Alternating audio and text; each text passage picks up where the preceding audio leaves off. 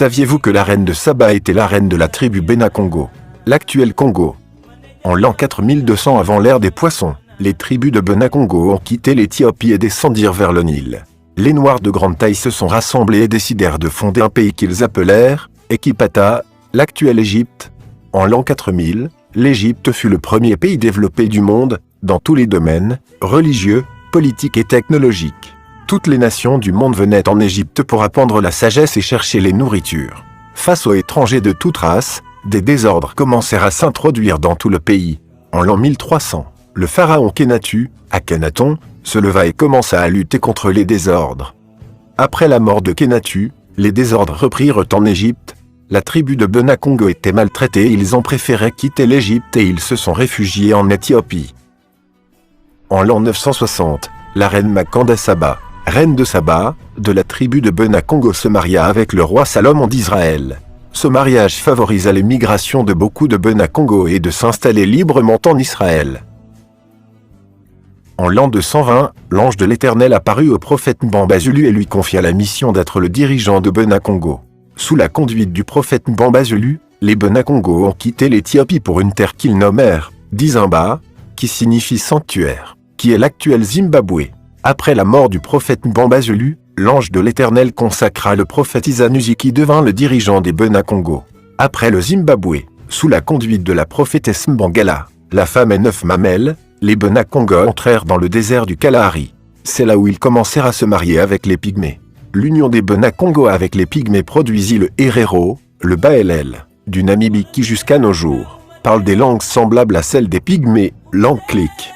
En l'an 320, sous la conduite du prophète Nsazukulu Nkanda, les Bena-Congo avaient réussi à prendre les terres de Kuandu, Kubangu Okavambu, Kunen, c'est la terre du Congo d'Iempangala. En 424, sous la conduite du prophète Kodi Puanga, les Bena-Congo ont réussi à prendre les terres du Kuangu, Luangu, Kwilu, Lulua et construire le Congo d'Yakwimba. Après le Congo d'Yakwimba, les Bena-Congo sont allés pour arracher la terre de Katanga. Arrivés au Katanga, les Bena-Congo se sont mariés avec les Katangais. De cette union naquirent les tribus des Balunda et du Congo du Katanga.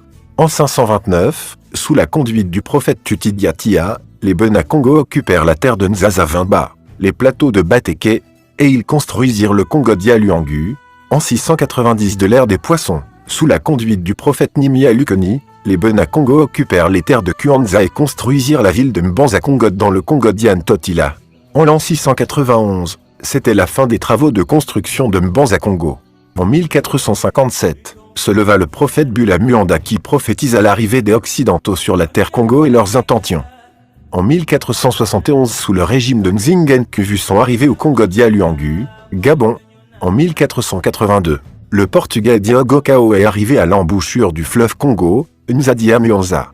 À la place de Nzadi, Diego Cao prononça le mot Zaïre au lieu de Nzadi. En 1485, Diogo Cao était venu pour la deuxième fois au Congo. Il resta dans le bateau à Soyo, et envoyait 3 pères catholiques pour aller espionner Mbanza-Congo. Les noms de ces pères étaient Antonio da Porto, Jean d'Acosta et Sepulvra. Après le départ de ces 3 espions, Diego Cao arrêta plusieurs Bakongo qu'il transporta au Portugal. En 1486, Diego Cao est venu encore au Congo accompagné de quelques vieillards qu'ils avaient capturés lors de son premier voyage. Le 3 mai 1491, le roi Nzingen Kuvu fut converti au christianisme et fut baptisé.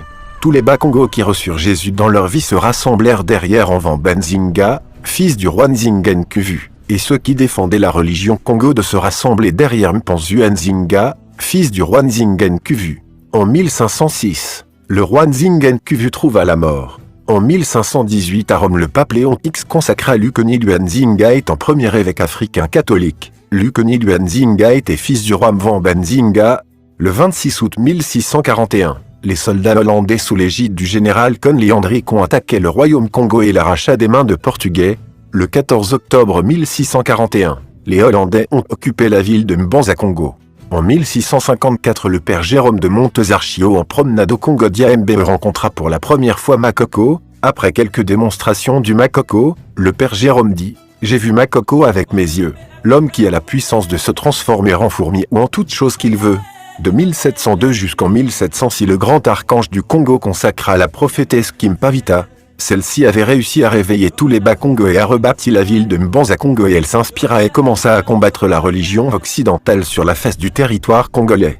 Les soldats portugais sous l'ordre de l'Église catholique, le père Lorenzo da Luca et le père Bernardo da Gallo ont arrêté la prophétesse Kim Pavita et la brûlèrent vivante le 2 juillet 1706. Après être brûlée vive, la cendre de Kim Pavita a formé une neige et disparu dans le ciel. Après quelques minutes, les soldats qui avaient brûlé Kim Pavita ont vite remarqué que Kim Pavita est de nouveau apparu mais cette fois-ci dans la lune. Donc la femme que vous voyez dans la lune est bien la servante Kim Pavita qui porte son enfant Kimbangu au dos. C'est dans cette manière que Dieu a voulu la récompenser.